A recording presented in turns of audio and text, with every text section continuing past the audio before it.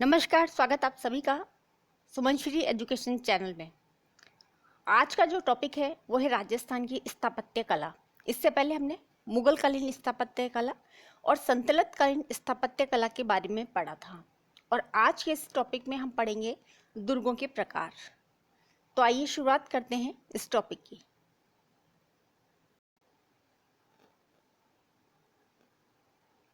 इतिहास में ऐसे व्यक्तियों ने जन्म लिया जो मरने के बाद भी अपने अच्छे कार्यों के लिए आज भी जीवित है।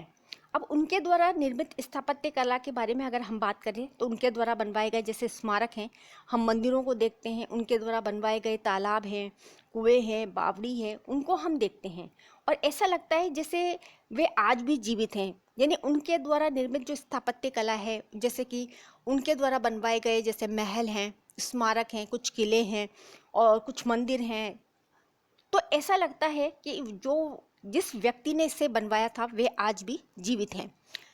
अगर राजस्थान की हम बात करें तो राजस्थान के स्थापत्य कला पर यहाँ की जो भौगोलिक स्थिति है, राजनीतिक, पारंपरिक सोच, शासकों की साधन संपन्नता का जो प्रभाव है देखने को मिलता है।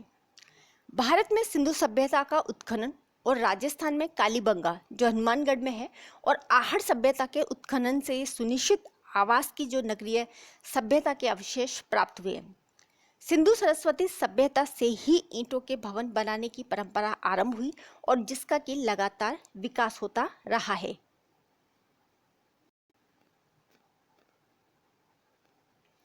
मौर्य युग में लकड़ी से बने भवनों और राजमहलों के निर्माण का पता चलता है। यानी कि अलग अलग समय में अलग अलग काल के अंदर आप देखेंगे तो इनके जो बनाने की जो परंपरा रही है वो बदलती रही है। यूनानी राजदूत हैं मेगास्थनीस, इन्होंने पाटलिपुत्र के भव्य महलों का उल्लेख किया है। इसी तरह से भारतीय वास्तुकला के इतिहास की अगर हम बात करें तो गुप्तों के शासन ने नए युग की शुरुआत की।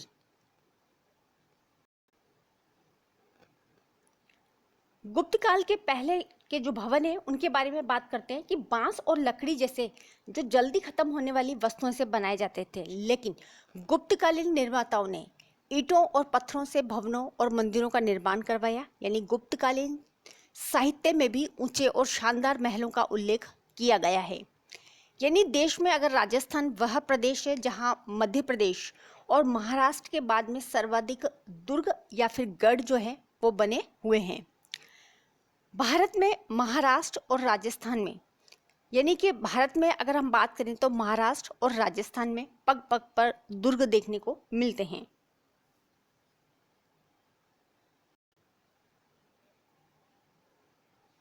राजाओं सामंतों ने अपने निवास हेतु सुरक्षा सामग्री का संग्रहण और आक्रमण के समय में अपनी प्रजा को सुरक्षित रखने हेतु और संपत्ति को छुपाने के लिए दुर्ग बनवाए। देखिए दुर्ग क्यों बनवाए गए थे, क्या कारण था इनका बनवाने का, तो उन्होंने बताया कि राजाओं ने और सामंतों ने अपने निवास की सुरक्षा के लिए बनाया, सामग्री के संग्रहण के लिए बनाया और आक्रमण के समय अपनी प्रजा को सुरक्षित रखने के लिए या संपत्ति को छुपाने के लिए इन दुर्गों का निर्माण करवाया था।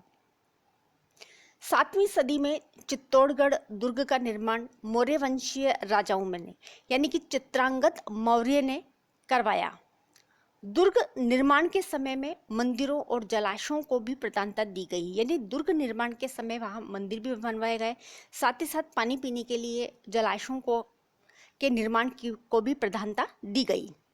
राजपूत काल में राजस्थान में अनेक जो दुर्ग हैं वो बने और 13वीं सदी से अगर आगे के समय में हम देखें तो दुर्ग बनाने की कला में नया मोड़ आता है और इस समय में दुर्ग निर्माण में सुरक्षा का विशेष ध्यान रखा गया। जब दुर्ग बनने लगे, जब सुरक्षा की बात आई तो दुर्ग जो थे वो ऊंची पहाड़ियों पर बनने लगे और ऊपर से जो समतल होती थी जहाँ पर कि खेती योग्य भूमि मिले और सिंचाई के साधनों का उचित प्रबंध हो।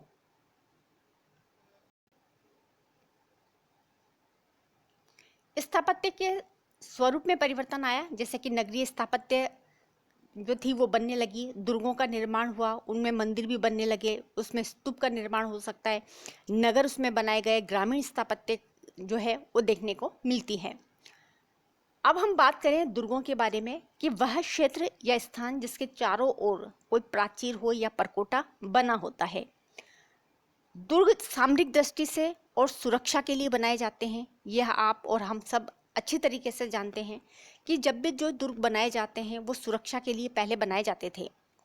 दुर्ग जो है वो ऊंची पहाड़ियों पर बनाए जाते हैं, गहरी नदियों के किनारे पर बनाए जाते हैं और मैदानी क्षेत्रों में बनाए जाते हैं। यानी कि कोई ज़रूरी नहीं है कि दुर्ग बनेंगे तो सिर्फ ऊंची ही पहाड़ियों पर बनेंगे। आप देखना राजस्थान में बहुत से ऐसे दुर्ग हैं, कुछ ऊंची पहाड़ी पर बने हुए हैं, कुछ जो है आप कह सकते हैं कि धरती पर बने हुए हैं, कुछ नदियों के बीच में भी बने हुए हैं और कुछ मरुस्थल में भी बने हुए हैं। तो कहने का मतलब यह है कि जो दुर्ग है वो ऊंची पहाड़ियों पर भी इनका निर्माण हुआ है, गहरी नदियों के किनारे पर इसका निर्माण हुआ है, मैदानी क्षेत्रों में भी ये बनाए जाते हैं।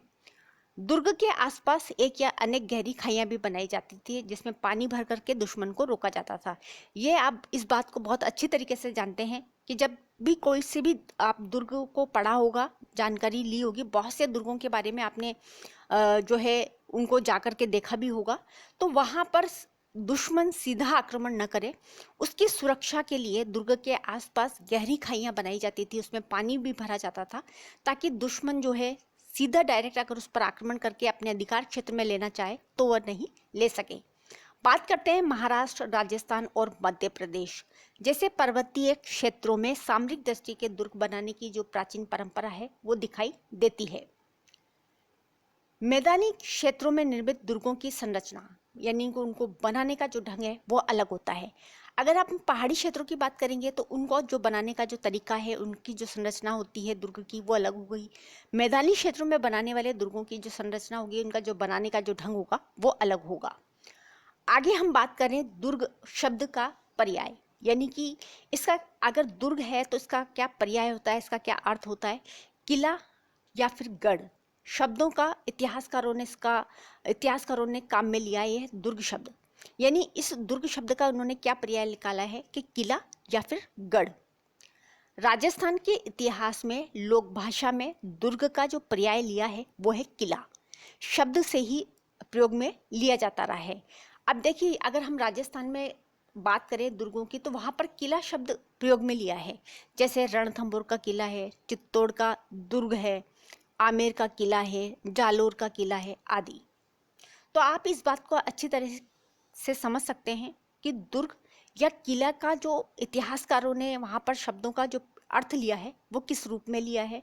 और अगर हम राजस्थान की बात करें तो दुर्ग का जो पर्याय है वो किला शब्द से प्रयोग लिया है, यानी कि यहाँ पर किले शब्द का जो है प्रयोग लिया है। तो आप समझ सकते हैं कि दुर्ग और किला जो शब्द है वो इतिहासकारों ने काम में लिया है और इसका इन दोनों का जो क्या अर्थ है, क्या मतलब निकलता है आप समझ सकते हैं।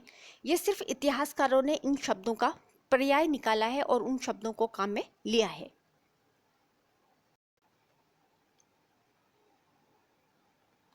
दुर्गों की प्रमुख विशेषताओं के बारे में हम बात करेंगे कि जो इनका निर्माण था वो ऊंची और चौड़ी पहाड़ियों पर करते थे जहाँ पर कि वो कृषि और सिंचाई के साधन उनको उपलब्ध हो। आप अच्छी तरीके से जानते हैं कि जब भी कोई विदेशी आक्रमण होता था या कोई एक किले को जीतने के लिए कोई व्यक्ति जो है उस पर आक्रमण करता था या सेना आक्रमण करती थी या कोई दुश्मन किसी किले को जीतने के लिए आक्रमण करता था तो कई महीने लगते थे, कई सालों लग जाते थे, 7-7 महीने भी लग सकते थे, साल भर भी लगते हैं, 4-4 साल भी लगते थे। तो ऐसी स्थिति में दुर्ग के अंदर या किले के अंदर ऐसी व्यवस्था होती थी कि वहाँ आवश्यकता पड़ जाए तो सैनिक जो है वो कृषि भी कर सके, सिंचाई के साधनों के लिए पानी भी उपलब्ध हो सके, उनके रहने के लिए घर की व्यवस्था होती थी, मंदिर होती थी, मस्जिद होती थी और उनके रहने के लिए जो है घर हुआ करते थे। कहने का मतलब ये है कि दुर्गों का जो निर्माण होता था तो वो इस तरीके से होता था कि पूरा का पूरा एक नगर उसके अंदर समाया हुआ होता था, यानी सारी व्यवस्थाएं जो थी उन सैनिकों के पास होती थी। बात करें दुर्गों की प्रमुख विशेषताओं के बारे में, जैसे कि इनकी सुदृढ़ प्राचीरें होती थी यानी चार दीवारी, उससे वो घिरा हुआ होता है, विशाल परकोटा होता है। आपने देखा होगा कई सारे जो दुर्ग हैं, किले हैं, उनके बारे में। दुर्ग के चारों ओर गहरी खाई होती थी, नहर बना दी जाती थी, उसके अंदर पानी भर दिया जाता था और कुछ जानवरों को छोड़ भी दिया जाता था ताकि वो उस पर जल्दी से आक्रमण न कर सके, न ही उसको उन खाइयों को वो पार कर सके। अवैध बुर्ज हुआ करते थे, दुर्ग के अंदर शस्त्रागारों की भी व्यवस्था होती थी। जलाशय होते थे, जैसा मैंने आपको बताया। अन्न के भंडार भी जो है इन किलों के अंदर रखे जाते थे। पानी की व्यवस्था मैंने बताया, पशुओं को पिलाने की पानी की व्यवस्था, सैनिकों के पीने की व्यवस्था, सारी व्यवस्था जो थी इन किलों के अंदर होती थी। गुप्त प्रवेश द्वार बने होते थे इन किलों के अंदर। जो विशेषताओं के बारे में हम पढ़ रहे हैं तो आप देखो कि इन किलों के अंदर गुप्त प्रवेश द्वार भी होते थे। यदि किसी दुश्मन को इन गुप्त प्रवेश द्वारों का पता चल जाता था तो वो किले का पतन होना निश्चित था। तो किलों के निर्माण जब होता था तो उनमें इन चीज़ों की भी व्यवस्था की जाती थी, ताकि कोई गुप्तचर को अगर किसी दूसरे राजा के पास तक अगर मदद के लिए कोई संदेश पहुंचाना होता था तो गुप्त प्रवेश द्वार उसमें होते थे। मंदिर का निर्माण भी होता था, सुरंगें होती थी और सैनिक विश्राम गृहों की इसमें व्यवस्था होती थी और राजप्रासाद यानी राजा के रहने के लिए भी इसमें व्यवस्था होती थी। तो इस तरह से हमने बताया कि आपको कि दुर्ग जो है उनकी क्या क्या प्रमुख विशेषताएं होती थी, उसके अंदर क्या क्या होना चाहिए था। एक दुर्ग का जब निर्माण होता था तो उसमें बहुत सारी इन बातों को ध्यान में रख करके इनको बनाया जाता था। दुर्गों के प्रकार, देखिए ये जो टॉपिक हम पढ़ रहे हैं वो 7th क्लास के हिसाब से पढ़ रहे हैं, लेकिन उसमें इतनी कोई जानकारी नहीं थी। लेकिन फिर भी मैंने इसमें बहुत सारी जो जानकारी वो अपनी ओर से देने की कोशिश की है, ताकि आप राजस्थान से संबंधित कोई भी भर्ती की अगर आप तैयारी करते हो तो ये जो टॉपिक है वो आपके लिए बिल्कुल सफिशिएंट है जानकारी देने के लिए। अगर आपको ये टॉपिक पसंद आए तो ज़रूर आप इस वीडियो को ज़्यादा से ज़्यादा लाइक और शेयर ज़रूर करें। मैं फिर बता दूं कि हम 7th क्लास के हिसाब से रीड के लिए जो ये टॉपिक है वो हम पढ़ रहे हैं, लेकिन इसमें ऐसी कोई विशेष जानकारी नहीं दी गई थी। जितनी भी जो जानकारी मैंने अभी आपको दी है ये सब मैंने आपके कंपटीशन के हिसाब से बताया है। तो वीडियो को आप ज़्यादा से ज़्यादा लाइक और शेयर ज़रूर करें। अब हम बात करते हैं दुर्गों के प्रकारों के बारे में, कि अलग अलग उद्देश्यों से विभिन्न प्रकार के दुर्गों का निर्माण किया जाता था, जैसा कि मैंने पहले भी बताया था। और कौटिल्य ने दुर्गों की 4 प्रमुख कोटियाँ जो है निर्धारित की हैं। किसके अनुसार? कौटिल्य के अनुसार। कौटिल्य ने कितने प्रकार की कोटियाँ निर्धारित की है दुर्गों की? तो वो है 4। कौन कौन सी है? पहली है औदुक दुर्ग, दूसरा है गिरि दुर्ग, तीसरा है धानवन दुर्ग और चौथा है वन दुर्ग। देखिए यहाँ पर कौटिल्य के अनुसार हम पढ़ रहे हैं। अब हम शुक्र नीति के अनुसार पढ़ें तो शुक्र नीति में भी 9 तरह के जो दुर्ग हैं वो बताए गए हैं। 9 तरह के दुर्ग कौन कौन से होते हैं उनके बारे में मैं बता दूं आपको। जैसे अगर आप चाहें नोटेड करना चाहें तो लिख सकते हैं। और जैसा मैंने आपको पहले भी बताया कि इस तरह की कोई जो जानकारी है वो इस 7th क्लास की बुक में नहीं है, और ये सारी की सारी जो जानकारी है मैंने अपनी ओर से दी है, आपको देने की कोशिश करी है, ताकि कोई सा भी जब आप राजस्थान की भर्तियों से संबंधित कोई अगर एग्ज़ाम देते हो, जैसे कि पटवारी में ये आती है, स्टेनोग्राफर के अंदर आएगी, साथ ही साथ अगर आप जो है कांस्टेबल की अगर तैयारी करते हो तो उसमें भी इससे संबंधित जो है आते हैं। 2nd ग्रेड में हो सकता है शायद आपके आते हों, ये 2nd ग्रेड में भी काम आएगी आपके। तो इस तरह से शुक्र नीति में 9 तरह के जो दुर्ग हैं वो बताए गए हैं। हमने कौटिल्य के हिसाब से हमने बताया, कौटिल्य ने 4 प्रकार के प्रमुख जो है निर्धारित की है दुर्गों की कोटियाँ। इसी तरह से शुक्र नीति में 9 तरह के दुर्ग बताए गए थे, जिसमें है एरण दुर्ग, गिरी यानी या फिर पर्वत दुर्ग है, पारिख दुर्ग, वन दुर्ग, धन्व दुर्ग है, पारिधि दुर्ग है, जल दुर्ग है, सैन्य दुर्ग और सहाय दुर्ग। तो इस प्रकार से शुक्र नीति में 9 तरह के जो दुर्ग हैं वो बताए गए हैं। हमने कौटिल्य के दुर्गों की प्रमुख कोटियों के बारे में हमने बात करी कि कौटिल्य ने दुर्गों की 4 प्रमुख कोटियों के बारे में बताया था। इसी तरह से शुक्र नीति में 9 तरह के जो दुर्ग हैं उनके बारे में भी बताया गया। और राजस्थान की अगर हम बात करें तो राजस्थान में सभी प्रकार के जो दुर्ग हैं वो पाए जाते हैं। इन दुर्गों की क्या विशेषता है उनके बारे में देखेंगे, और कौन कौन से जो दुर्ग हैं वो कहाँ कहाँ हैं, इनकी क्या विशेषता है उसके बारे में। सबसे पहले औदक दुर्ग। औदक दुर्ग जो है इसकी क्या विशेषता है और कहाँ का ऐसा कौन सा दुर्ग है वो इस श्रेणी में आता है। तो ऐसा दुर्ग जो विशाल जल राशि से घिरा हुआ हो, यानी कि कहने का मतलब हो कि वो पानी के अंदर बना हुआ हो या फिर उसके आसपास जो है पानी ही पानी हो, वो विशाल जल राशि से घिरा हुआ दुर्ग कहलाता है। और ऐसा दुर्ग है गागरोन दुर्ग जो झालावाड़ में है। तो ये जो झालावाड़ का जो दुर्ग है वो औदक दुर्ग की श्रेणी में आता है। दूसरे नंबर पर है सैन्य दुर्ग, यानी कि सैन्य दुर्ग का मतलब क्या है, यानी यहाँ पर सैनिक रहते होंगे। देखते हैं इसकी क्या विशेषता है कि जिस दुर्ग में युद्ध की व्यूह रचना में चतुर सैनिक रहते हों, यानी कि ऐसा दुर्ग जिसमें चतुर सैनिक रहते हों, यानी कि जो युद्ध की व्यूह रचना में चतुर होते हों। और इस तरह का जो उदाहरण है वो है चित्तौड़ का दुर्ग, और सभी दुर्ग जो है इस श्रेणी में आते हैं। तो ये कहलाता है सैन्य दुर्ग। वन दुर्ग, जैसा कि नाम से ही आप समझ सकते हैं कि घने जंगल में क्या बहुत बीहड़ जो वन है उसके अंदर बना हुआ जो दुर्ग है वो वन दुर्ग कहलाता है, जैसे कि शिवाना दुर्ग।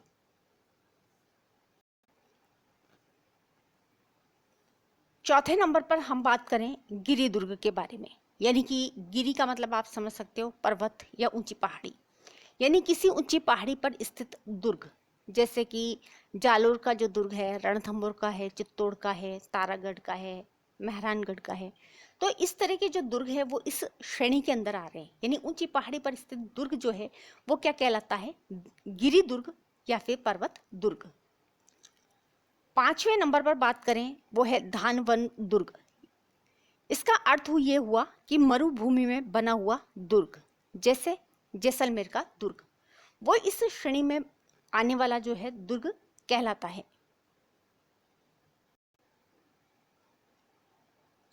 छठे नंबर पर हम बात करते हैं एरण दुर्ग की। देखिए, दुर्गों के बारे में ऐसी कोई जानकारी जो थी वो 7th क्लास की बुक में नहीं है, लेकिन मैंने फिर भी इससे संबंधित जो जानकारी है वो आपको दी है, ताकि आप अगर राजस्थान की भर्ती से संबंधित कोई भी एग्ज़ाम की तैयारी कर रहे हो तो ये जो टॉपिक है वो आपके लिए इम्पोर्टेंट होगा। अगर आपको दी गई ये जानकारी अगर अच्छी लगे तो वीडियो को आप ज़्यादा से ज़्यादा लाइक और शेयर ज़रूर करें। साथ ही साथ इससे संबंधित जितने भी एग्ज़ाम हैं, चाहे वो कांस्टेबल हो, स्टेनोग्राफर का हो, रीट का हो, या फिर ये एसटीसी वगैरह के जो एग्ज़ाम्स होते हैं, पीटीटी के एग्ज़ाम्स हैं, कांस्टेबल के हैं, उन सभी एग्ज़ाम्स में ये काम आएगा आपके, और ये बहुत इम्पोर्टेंट टॉपिक है। तो ज़्यादा से ज़्यादा आप इस टॉपिक को, इस वीडियो को शेयर ज़रूर करें। और हम 7th क्लास के हिसाब से रीड से पढ़ रहे थे, रीड के हिसाब से हमने इस टॉपिक को बनाने की कोशिश की है, लेकिन साथ ही साथ इसमें एक्स्ट्रा जो जानकारी है वो भी दी है, ताकि आपके राजस्थान की जो भर्ती है अगर आप उसकी तैयारी करते हो तो ये जो टॉपिक है वो आपके लिए इम्पोर्टेंट होगा। तो इसलिए आप इस जो टॉपिक है, इस वीडियो को ज़्यादा से ज़्यादा आप अपने मित्रों के साथ ज़रूर शेयर करें। आपके साथ पढ़ने वाले जो तमाम स्टूडेंट्स हैं उन तक इस वीडियो को ज़रूर पहुंचाएं। हम यहाँ पर बात कर रहे हैं छठे नंबर पर एरण दुर्ग। इसकी क्या विशेषता है, यानी कि ऐसा दुर्ग जिनके रास्तों में क्या हो, खाई हो, कांटों से भरा हुआ कोई मार्ग हो, पत्थरों से भी से कठिन मार्ग हो। तो ऐसा जो दुर्ग कहलाता है वो कहलाता है एरण दुर्ग, यानी चित्तौड़ का और जो जालोर का जो दुर्ग है वो इस श्रेणी के अंदर आता है। 7वें नंबर पर हम बात करते हैं सहाय दुर्ग की बात करते हैं।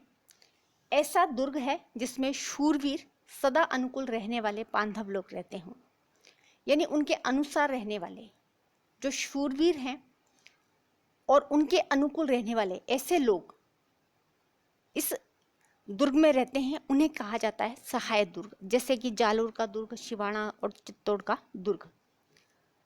8वें नंबर पर हम बात करेंगे पारीख दुर्ग के बारे में। जिस दुर्ग के चारों ओर बहुत बड़ी खाई बनी हो वो कहलाता है पारीख दुर्ग, जैसे जूनागढ़ और भरतपुर का दुर्ग। 9वें नंबर पर हम बात करते हैं तो वो है पारिध दुर्ग की। पारिध दुर्ग की क्या विशेषता है, कौन सा दुर्ग जो है वो इस श्रेणी के अंदर आता है, उसके बारे में। जिस दुर्ग के चारों ओर बड़ी बड़ी दीवारों का परकोटा हो वो कहलाता है पारिध दुर्ग, जैसे कि जैसलमेर दुर्ग है, बीकानेर का दुर्ग, चित्तौड़ का दुर्ग और जालोर का दुर्ग। तो ये जो दुर्ग हैं, जालोर, जैसलमेर, बीकानेर, चित्तौड़, ये जो दुर्ग है वो पारिध दुर्ग की श्रेणी में आते हैं, और इन दुर्गों के चारों ओर बहुत बड़ी बड़ी दीवारों का जो परकोटा है वो बना हुआ है। तो वो कहलाता है पारिध दुर्ग। देखिए, आज के इस टॉपिक में मैंने सिर्फ आपको दुर्गों के बारे में बताया, शुक्र नीति के अनुसार, कौटिल्य के अनुसार बताया, इनकी क्या विशेषता है उसके बारे में बताया, इसका क्या अर्थ है उसके बारे में हमने बात करी है। अगर आपको वीडियो में दी गई जानकारी अगर अच्छी लगे तो वीडियो को ज़्यादा से ज़्यादा आप ज़रूर लाइक करें। और राजस्थान से संबंधित अगर आप भर्ती की तैयारी कर रहे हैं तो ये जो टॉपिक है वो बहुत इम्पोर्टेंट है। अभी हमने रीड के हिसाब से इस टॉपिक को तैयार किया है, लेकिन 7th क्लास की किताब में इतना कुछ जो जानकारी है इन दुर्गों के बारे में नहीं है, लेकिन मैंने फिर भी आपको ये जो जानकारी है वो देने की कोशिश की है। वीडियो को ज़्यादा से ज़्यादा, जैसा कि मैं आपको बार बार कह रही हूँ कि आप इस वीडियो को ज़्यादा से ज़्यादा शेयर करने की कोशिश करें। इम्पोर्टेंट टॉपिक है और उन विद्यार्थियों के लिए बहुत इम्पोर्टेंट रहेगा जो राजस्थान से संबंधित तैयारी कर रहे हों। वीडियो बहुत इम्पोर्टेंट है और इससे संबंधित हम बात करेंगे। अगला जो टॉपिक रहेगा वो राजस्थान के किलों के बारे में ही रहेगा। कौन कौन से किले हैं उनके बारे में हम बात करेंगे। और आज के इस टॉपिक में मैंने सिर्फ इतना ही बताया है। अगर वीडियो अच्छी लगे तो ज़्यादा से ज़्यादा इसे ज़रूर शेयर करें। वीडियो देखने के लिए आप सभी का बहुत बहुत धन्यवाद।